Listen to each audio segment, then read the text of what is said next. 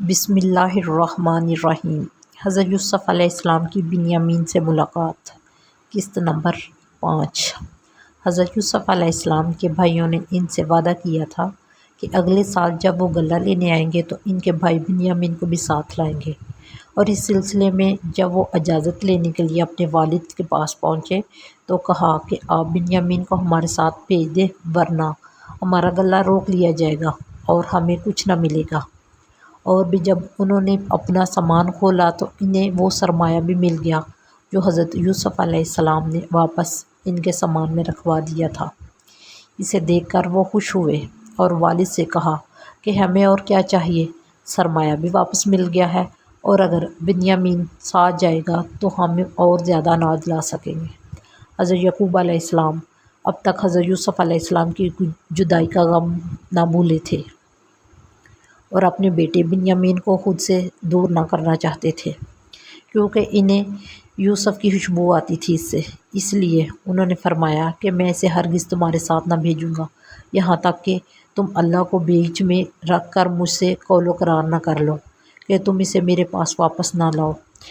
بیٹوں نے پختہ اقرار کر لیا تو حضرت یعقوب علیہ السلام نے اجازت دے دی۔ پھر انہوں نے بیٹوں کو نصیحت کی کہ شہر میں ایک ہی دروازے سے داخل نہ ہونا، یعنی الگ الگ راستوں سے جانا۔ مفسرین کہتے ہیں کہ اس کی وجہ یہ ہے کہ وہ سب خوبصورت اور خوش شکل تھے، اور والد نے جب یہ حکم دیا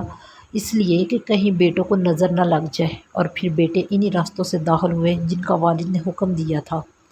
جب وہ بنیامین کو ساتھ لے کر حضرت یوسف علیہ السلام کے پاس پہنچے تو انہوں نے اسے اپنی قریب جگہ دی اور پوشیدہ طور پر بتا دیا کہ آپ اس کے بھائی ہیں، اور حکم دیا کہ اس بات کا ذکر دوسرے بھائیوں سے مت کرنا۔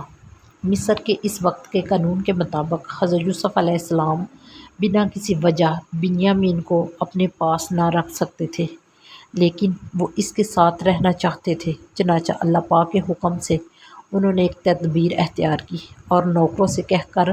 بنا کسی کو پتہ چلے اپنی پانی کا پیالہ بنیامین کے سامان میں رکھوا دیا۔ یہ خاص پیالہ تھا جس سے آپ علیہ السلام پانی پیتے تھے، اور اسی سے ماپ کر لوگوں کو غلہ بھی دیتے تھے۔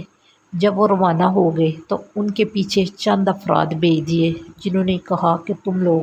بادشاہ کا پیالہ چرا لائے ہو اور ہم تلاشی لینے آئے ہیں۔ یہ الزام سن کر وہ لوگ حیران رہ گئے اور کہا، خدا گواہ ہے کہ ہم ملک میں فساد برپا کرنے نہیں آئے اور نہ ہی چوری کی ہے ہم تو قحط کی مصیبت میں گرفتار ہیں اور ہمارا مقصد صرف اناج حاصل کرنا ہے، تم بے شک تلاشی لے لو۔ اگر کسی نے ایسے حرکت کی تو اس کے ساتھ جو چاہے سلوک کرو۔ بس انہوں نے سب کی تلاشی لی اور بنیامین کے سامان سے پیالہ ڈھونڈ لیا، اور یوں جب انہیں گرفتار کیا جانے لگا تو بھائیوں نے کہا کہ ہمارے والد بڑی عمر کے شخص ہیں اور اس سے بہت پیار کرتے ہیں، آپ اس کے بدلے میں ہم سے کسی کو رکھ لیجئے اور اسے جانے دیں۔ تب حضرت یوسف علیہ السلام نے کہا کہ میں ناانصافی کرنے والوں میں سے نہیں ہوں، اور اگر میں اس کی بجائے کسی اور کو گرفتار کروں گا تو یہ ناانصافی ہوگی، اور بے گناہ کو پکڑیں گے تو یہ بھی ظلم ہوگا۔ اسی اثناء میں جب وہ لوگ بنیامین کو چھڑانے میں ناکام ہو گئے تو تنہائی میں بیٹھ کر مشورہ کرنے لگے، اور سب سے بڑے بھائی روبیل یعنی روبن نے کہا، ہم نے اپنے والد سے پختہ اقرار لیا تھا کہ بنیامین کو واپس لائیں گے، اور اب ہم عہد شکنی کے مرتکب ہو رہے ہیں۔ اس سے پہلے بھی ہم یوسف کے معاملے میں والد کو دکھ پہنچا چکے ہیں، اس لیے میں تو ہرگز والد کے پاس واپس نہ جاؤں گا جب تک بھائی کو ساتھ نہ لے جاؤں گا، یا والد مجھے واپس آنے کی اجازت دے دیں اور اللہ تعالیٰ اس معاملے میں میری مدد نہ کر دے۔ تم سب والد کے پاس واپس جاؤ اور وہ بات بتاؤ جو تم نے خود دیکھی، یعنی یہ کہ اس کے سامان سے چوری کی چیز ملی ہے، اور اگر انہیں ہم پر یقین نہیں تو وہ بے شک قافلے والوں سے پوچھ لیں جو اس وقت ہمارے ساتھ تھے،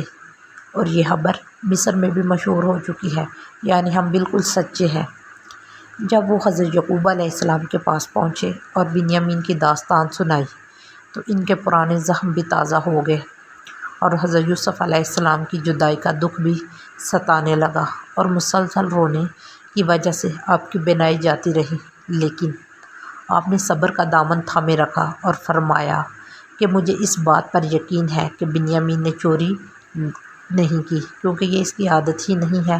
اور قریب ہے کہ میرا اللہ پاک میرے بیٹوں یوسف، بنیامین اور روبیل کو میرے پاس واپس لے آئے گا، اور وہی علم و حکمت والا ہے۔ کہانی جاری ہے، باقی انشاءاللہ آئندہ ہوگی۔ بحوالہ قصص الانبیاء۔